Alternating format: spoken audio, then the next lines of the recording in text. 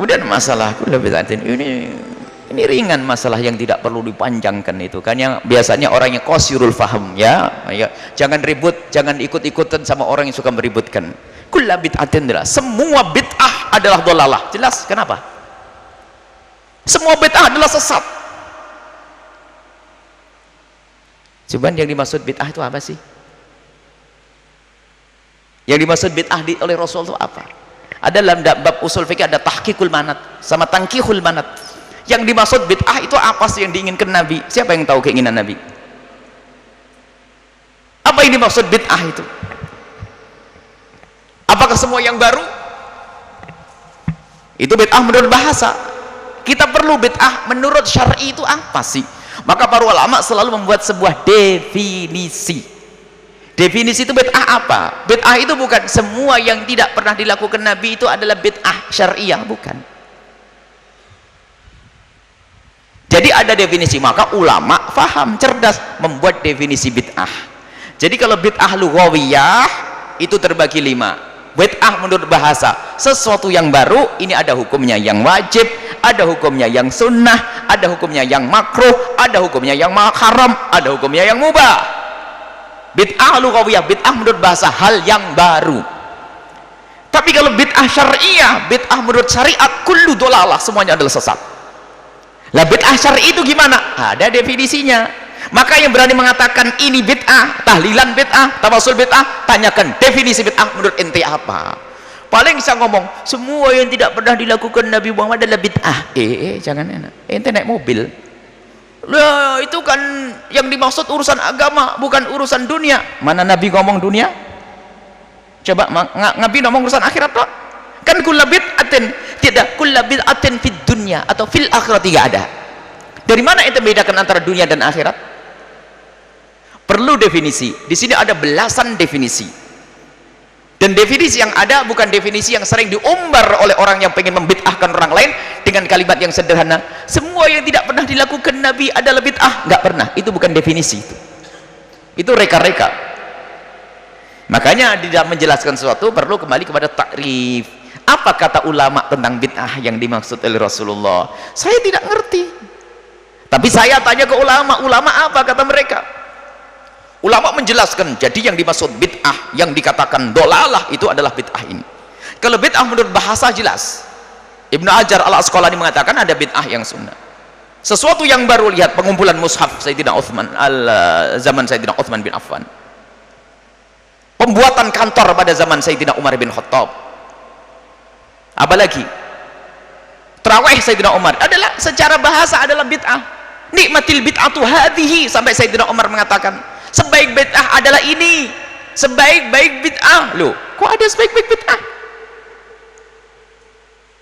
Sebaik-baik bid'ah. Loh, Sayyidina Umar ngomong ada bid'ah yang baik, ini bagaimana? Apakah Sayyidina Umar tidak pinter lagi? Nah, ini kan kurang ajar. Karena terbatasnya dia dalam memahami, dipikir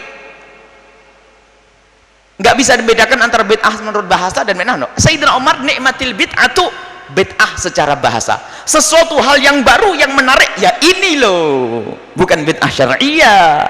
Kalau bid'ah syariah kulluha dhalalah, bid'ah dalam syariat adalah dhalalah semuanya.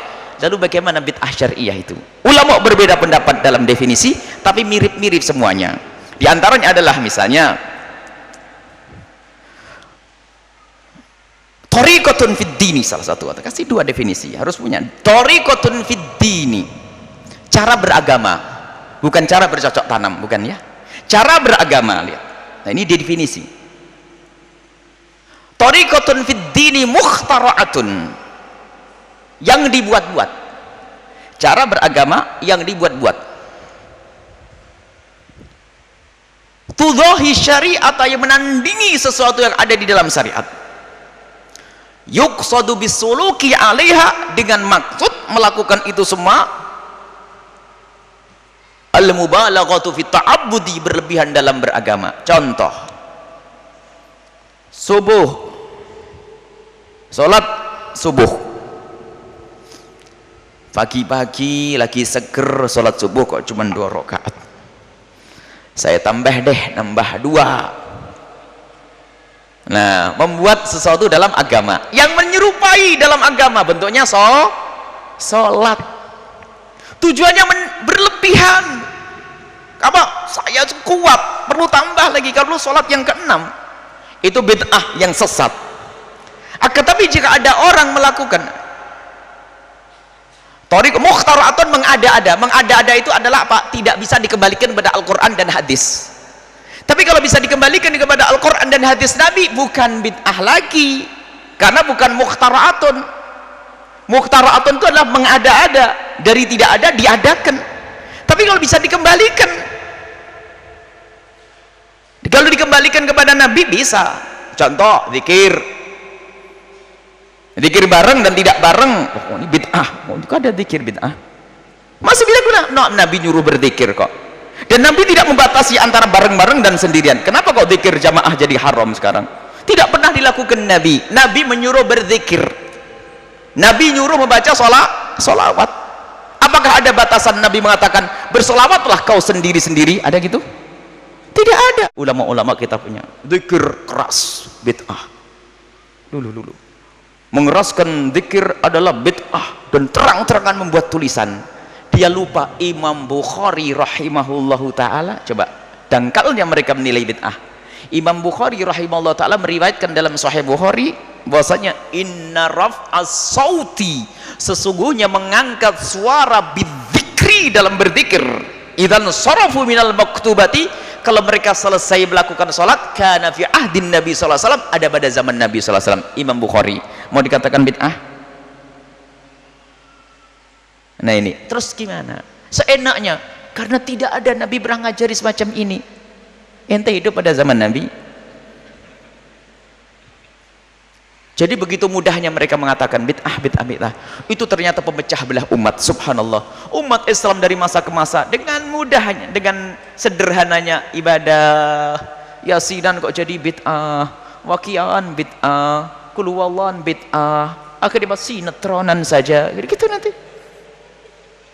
Waqi'an jadi bid'ah, yasinan bid'ah. Bagaimana baca yasin? Baca Al-Baqarah kalau kurang panjang, Baqarahan.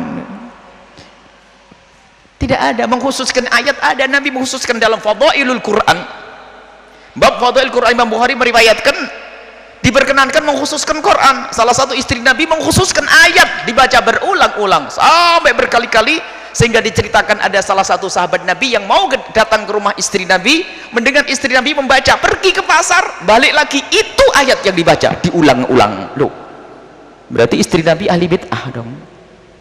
Sudahlah, mohon maaf kalau sudah ketemu orang ahli bid'ah itu jadi kadang-kadang bingung saya, itu apa? Memang ada yang jadi bid'ah. Dan memang ada permasalahan berat juga dari kita, wahai ahli iman. Kita sering membawa hadis-hadis yang enggak jelas juga.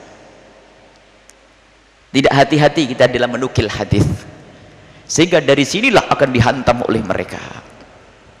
Maka ayo kita, memang kita bukan bagian yang mengetahui hadis ini dhaif, maudhu, semuanya kita serahkan pada pakar hadis. Cuman kadang kita tuh terlalu kebablasan, tidak seleksi. Jadi mereka kadang-kadang ada sebagian mereka itu menghantam dari hadis-hadis yang lemah. Akan tapi mereka sudah, kita tahu mereka kepengen dia mencari kesalahan orang lain. Kita tidak tunjuk mereka itu siapa, ya. Kalau yang merasa tidak, kita tidak menunjuk siapapun. Coba Imam Ghazali itu lihat, orang hebat dahsyat. Kalau menyusun kitab seperti Ihya Ulumuddin, beliau mendatangkan hadis lemah. Memang kita akui beliau mendatangkan hadis lemah.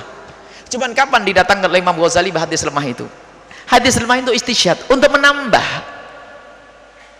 Biasa Imam Ghazali datangkan Al-Quran, hadis sahih dengan permasalahannya, masalah riya, hadis sahih, baru ditambah hadis lemah. Jadi bukan yang dijadikan hujah hadis lemahnya, ini bukan hujahnya ayat Al-Quran dan hadis yang kuat.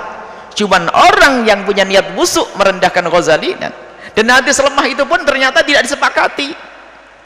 Malah mentasih hadis itu berat. Enggak, ada seorang alim besar namanya Ibnu Jauzi, dia punya kitab namanya Maudhu'at, dan dikritiki oleh ulama yang lain mengumpulkan hadis-hadis palsu. Ternyata apa? Enggak bisa orang seperti itu. Setelah beliau mengumpulkan hadis-hadis palsu, ternyata hadis yang dikatakan palsu ada di kitab Sahih Muslim. Jadi orang mengatakan hadis ini maudhu, ijtihadnya seorang ahli hadis. Orang mengatakan hadis ini sahih, ijtihadnya seorang ahli hadis. Dan kita sebagai seorang muqallid kalau menemukan hadis sahih menurut hadis, ayo kita ambil dan tidak ada masalah. Ada masalah tarjih, ini babnya lain. Kalau anda ahlinya di dalam urusan tarjih, kalau bukan serahkan kepada ulama. Jangan sampai kita ribut sini, nggak sholat nanti, nggak ibadah. Orang sudah pada zikir ribuan kali, kita masih ribut bid'ah atau bukan bid'ah, bid'ah atau bukan bid'ah. Orang sudah sampai kepada Allah, kita masih di meja diskusi belum beres-beres. Ya, ayo kita sederhana, masalah bid'ah adalah masalah entengnya. Kalau mau dijelaskan satu persatu boleh lah, nah. Atau satu persatu. Bahkan kita ingin kepada saudara-saudaraku yang aku cintai, yang biasa membid'ahkan khususnya amalan-amalan kami ini. Amalan kami, amalan Al-Bahjah Group. Ini kalau ada yang bid'ah, datang ke rumah, didiskusikan yang baik, nanti dikasih makan yang enak, nggak ada racunnya. Kalau seandainya kedatangan anda harus pakai uang, saya kasih duit. Jangan menyebar di kampung-kampung melakukan bid'ah. Kita pengen diskusi yang baik. Ini loh perlunya umat ini, supaya tidak menyebar fitnah sana sini, bid'ah. Pernah kita terjadi dialog dengan salah satu orang tentang menghadiahkan pahala, katanya bid'ah. Dialog dengan satu orang, semoga Allah mengampuni kami dan mengampuninya. Pada akhir dialog sudah mengakui bahwasanya apa? Itu masalah khilafiyah. Jadi kan nggak perlu membid'ahkan kan. Ternyata di luar pun masih mengatakan itu bid'ah. Sudahlah, itu kaidah jamal wa intor. Kisah jamal wa intor itu adalah onta biarpun terbang. Jadi orang itu kalau keras kepala, dinasihati nggak bisa, diajak kepada kebenaran tetap susah. Ini kayak berdebat dua orang. Ada onta atau burung onta jauh di atas bukit begitu. Onta atau burung onta? Kata si A, onta. Kata si B, burung onta. Kata si A, onta. Onta ini keras kepala. Kata si B, itu burung onta. Kata si A, onta. Ayo kita deketi. Dideketi nggak gede-gede, berarti kan burung onta. Kata si A, tetap burung onta, tetap onta. Kata si B, kecil itu nggak, yuk kita gusah dulu. Digusah terbang. Kata si A yang keras kepala, biarpun terbang tetap onta, ya gitu loh. Biarpun dikasih dalil kayak apapun tetap nggak mau. Itu musibah di dalam diskusi zaman sekarang ini ya. Semoga Allah menjaga kita semuanya. Tolong jangan terlalu terpengaruh dengan yang demikian itu, jangan terlalu dituruti. Kenapa? Bagi yang bukan ahlinya, jika menuruti, maka karena anda bukan ahlinya, seolah-olah dia berhujjah lebih kuat, maka anda akan lemah. Lalu anda tiba-tiba diam-diam mengatakan hebat, karena kita menemukan, wah mereka hebat dengan dalil-dalilnya, mereka hebat dengan dalil-dalilnya, padahal dalilnya tidak sesuai. Makanya jangan mudah terburu-buru. Kalau bukan ahlinya jangan mendebat. Diskusi adalah bagiannya orang yang pernah belajar. Kalau anda sudahlah, anda ikut para ulama, kalau mau bertanya, tanyakan satu persatu. Barangkali yang bertanya punya masalah detail satu, dalilnya yang katakan bid'ah mana, nanti kami tunjukkan dalilnya para ulama, bukan dalil saya. Bisa datang satu-satu, tawassul, tahlil, ini apa ini, ada semuanya itu, dan tidak dibuat-buat dalilnya, dalil bener, ada semuanya. Jadi sudah jangan terpengaruh. Intinya percayakan kepada para ulama bahwasanya amal-amalan kita adalah benar, ada sandarannya dari Nabi Shallallahu Alaihi Wasallam.